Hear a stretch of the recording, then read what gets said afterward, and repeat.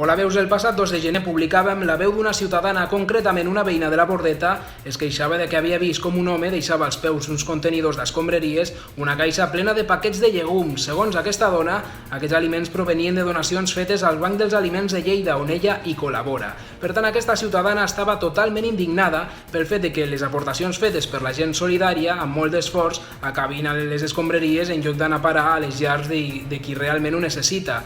Doncs bé, avui hem rebut una fotografia molt similar on es veu una bossa plena de paquets de llegums a sobre d'un contenidor de residus orgànics. Què està passant?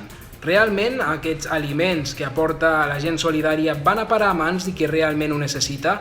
Per què alguns dels usuaris del Banc dels Aliments va recollir algun producte i l'acaba llançant? El debat està obert a les nostres xarxes socials. El que sí podem dir és que durant l'any 2015 el Banc dels Aliments de Lleida ha ajudat 29.000 usuaris, persones que almenys un cop cada 3 mesos han anat al Banc dels Aliments a recollir algun producte. Aquesta xifra s'ha estancat respecte a l'any 2014.